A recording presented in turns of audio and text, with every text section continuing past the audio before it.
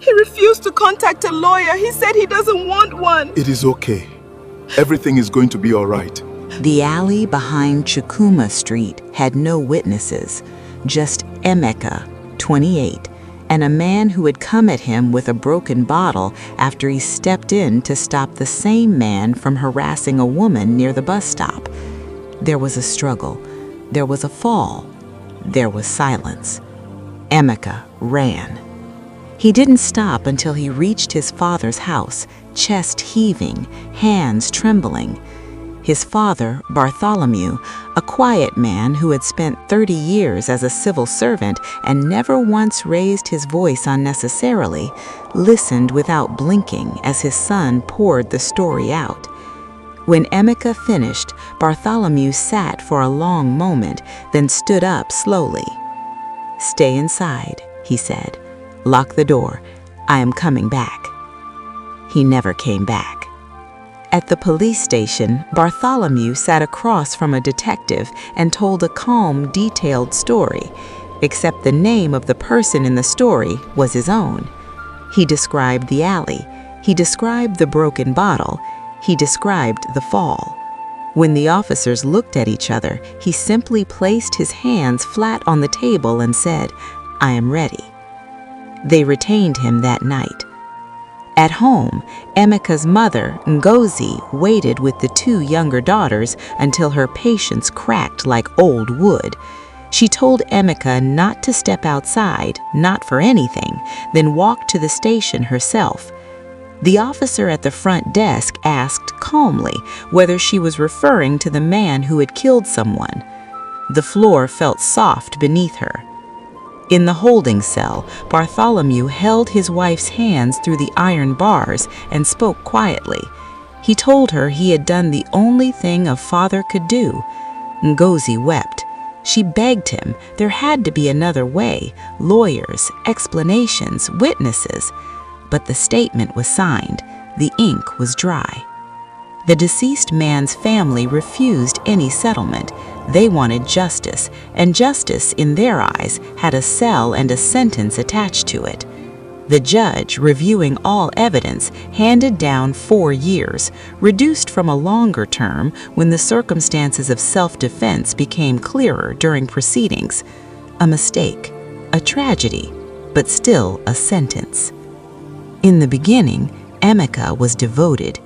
Every visiting day he was there. He organized money for food provisions.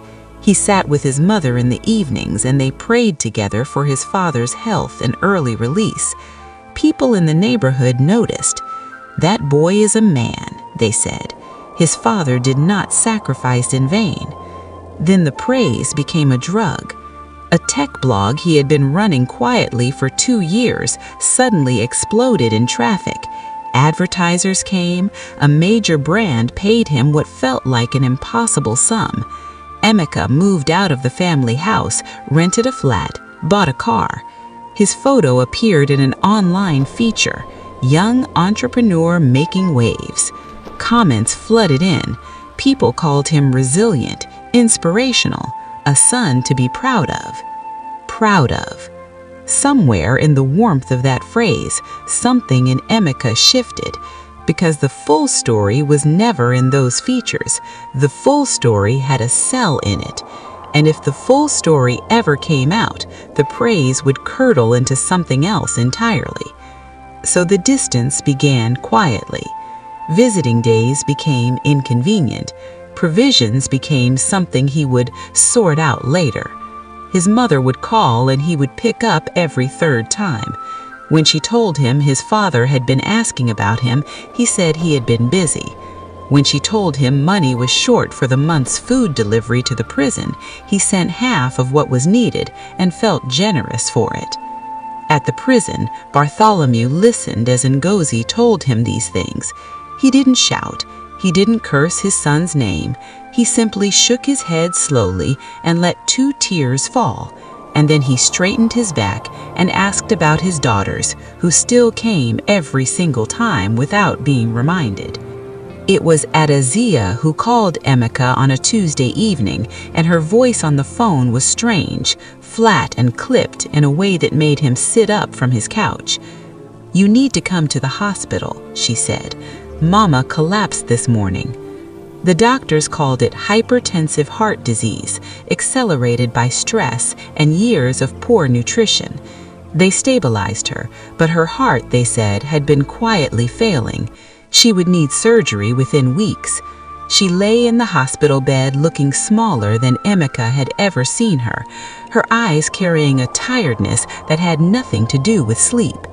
He stood at her bedside and couldn't speak. "Your father kept asking me not to tell you he was sick," she said, almost as if she was speaking to the ceiling. "Since February. Some infection, then his blood pressure. He didn't want to worry you." She finally looked at him. "He still believes you are the man he went to prison for." Emeka sat down heavily in the plastic chair beside her. February. He had not visited since October. He drove to the prison the next morning before visiting hours and waited outside the gate in his car until they opened.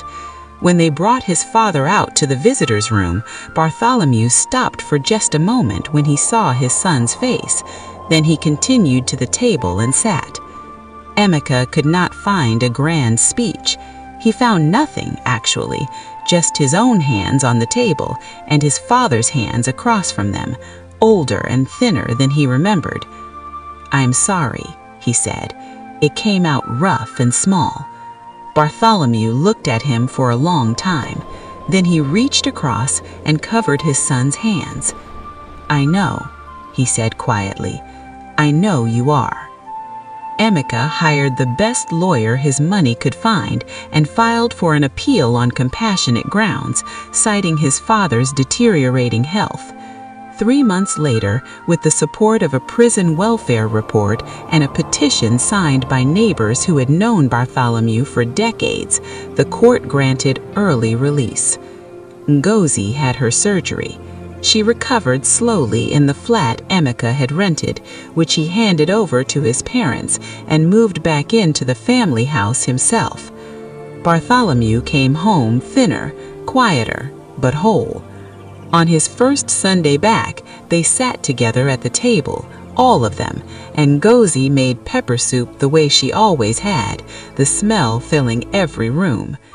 Emeka watched his father eat and laughed softly at something his youngest sister said, and felt the particular weight of almost too late, almost losing this, almost becoming someone he would never have forgiven. He didn't say any of that out loud. He just passed his father the bread, and his father took it, and that was enough.